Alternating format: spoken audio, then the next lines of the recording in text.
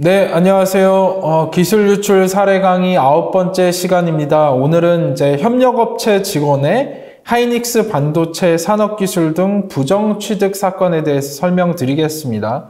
이 협력업체 직원이 이제 출입을 하면서 일어난 사건인데, 실제로 삼성전자나 SK 하이닉스 팹 안에는 삼성전자나 SK 하이닉스 직원은 거의 한 10% 정도밖에 안 된다는 거예요. 대부분이 이제 장비회사 또는 가스나 이런 화학류, 가스 공급하는 회사의 직원들이 많다고 합니다. 자, 이 사건은 1심 판례를 그대로 해서 아마 확정이 됐던 것 같습니다.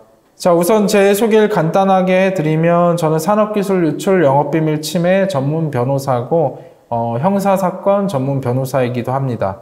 자, 산업기술 유출 영업비밀 침해 관련해서 주요 성공 사례로는 최근에 이제 국가핵심기술인 KC 화물창 도면 유출 사건 변호에서 구속영장 기각을 했고 아직 이제 검찰에 지금 사건이 머물러져 있고 현대차 연구원의 넥소 핵심 부품이자 산업기술인 GDL 견본이나 이런 그 정보가 유출됐다고 해서 이 사건 변호에서 구속영장 기각됐습니다. 또 이제 폴더블 폰 핵심 기술 사건에서 변호에서 불기소 처분 받았고, 제가 이제 가장 중점적으로 오랜 기간 한 게 서울반도체 산업기술 유출 사건, 국외 유출 사건 하고, 최근에 이제 삼성 사건 좀 진행하고 있습니다. 자, 우선 이제 범죄 사실 좀 살펴보겠습니다. 범죄 사실 보시면 피고인은 2005년 이제 피해 회사는 SK 하이닉스, 이제 당시엔 하이닉스겠죠? 하이닉스 반도체 이온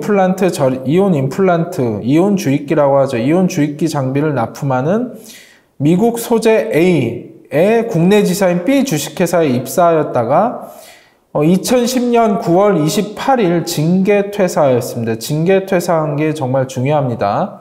자, 피고인은 2007년 3월경 피해 회사가 A로부터 구매한 장비인 이온 임플란트의 유지 보수를 위해 피해 회사의 이천, 청주, 중국 소재 우시 공장을 출입하게 되면서 피해 회사의 웨이퍼 공정 제조 관련 직원들만이 접근할 수 있는 공장의 생산 라인에 비치된 PC를 통해 네트워크로 연결된 공용 PC에 저장된 자료를 열람하는 방법을 알게 되었다. 이것을 기화로 피해 회사의 기술 자료와 B에서 향후 피해 회사의 장비를 납품하기 위한 계획을 세우는데 참고가 되는 생산 계획에 관련된 자료를 USB로 다운로드해 반출하기로 마음먹었다. 자, 피고인은 2007년 7월 9일 이천 공장에서 피해 회사의 영업비밀 자료인 C 파일을 생산 라인에 비치된 PC를 통해 자신의 USB에 다운로드 받아 피해 회사의 영업비밀을 취득한 것을 비롯하여 그때부터 2010년 8월 20일경까지 피해 회사의 생산 계획에 관한 영업비밀과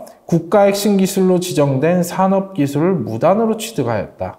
자, 우선 이 범죄 사실에서 확인할 수 있는 것은 피고인은 이 PC에 접근할 권한이 없었습니다. 즉 여기 보시면 피해 회사의 웨이퍼 공정 제조 관련 직원들만이 접근할 수 있는 공장의 생산 라인에 비치된 PC. 그러니까 피고인은 여기에 접근할 수가 없었고 결국은 유출된 자료에 대해서 인지 사용할 권한이 없었음을 뜻하는 것입니다. 인지 사용할 권한이 없음에도 여기에 이제 USB를 연결해서 취득을 하였기 때문에 부정 취득에 해당하는 것이죠.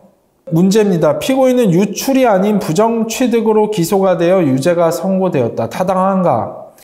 다시 한번 설명드리겠습니다. 이 범죄 사실을 보면 피고인과 같은 장비업체의 직원들은 생산 라인에 비치된 PC에 접근하여 문제의 파일 등을 인지 사용할 권한이 없었고 오로지 피해 회사의 웨이퍼 공정 제조 관련 직원들만이 위 PC와 파일 등에 접근하여 인지 사용할 권한이 있었던 것으로 보인다. 따라서 피고인이 자기가 문제의 파일에 대한 정당한 접근 권한 등에 대하여 납득할 만한 사정을 재판부에 입증하지 못한다면 유출이 아니라 부정 취득에 해당하는 것입니다. 따라서 이 판결은 타당한 것입니다. 자, 이 사건은 좀 특이하게 아까 제가 얘기했다시피 2010년 8월 20일경까지 피고인의 행위가 계속됐는데 2010년 9월 28일 피고인이 근무하는 회사에서 피고인을 징계 해고한 것 같습니다. 자, 징계 해고했다는 것은 결국은 이 하이닉스 반도체 장비를 납품하는 회사가 저희는 여기에 절대 가담한 바 없습니다. 이 직원 개인의 일탈된 개인의 그냥 행동이었습니다. 라고 하면서 징계 해고한 것이죠. 그렇기 때문에 사실은 이제 하이닉스랑 계속 거래를 해야 되기 때문에 이렇게 이제 강하게 나간 것이고, SK 그 당시 하이닉스죠. 하이닉스 반도체 또한 뭐라고 얘기를 했냐면, 이제 판결에 나온 거 보면 피해 회사로서도 피고인의 본건 범행이 납품 장비 생산 내지 장비 유지 과정에서 발생한 개인적인 범행으로 파악하고 있는 점 등을 이유로 피고인에게 벌금 1,500만 원을 선고했습니다. 이 기술 유출 사건에서 벌금이 선고된 경우는 사실은 거의 찾아볼 수 없는데 이 사건은 벌금 1,500만 원이 선고됐습니다. 굉장히 오늘 사례는 굉장히 짧습니다. 그럼에도 불구하고 이런 짧은 사례들도 이 영상을 시청하고 계시는 변호사님이나 산업보안 쪽에 근무하고 계시는 분들에게 도움이 되실 것이라 생각합니다. 자, 오늘 여기까지 하겠습니다. 이상입니다.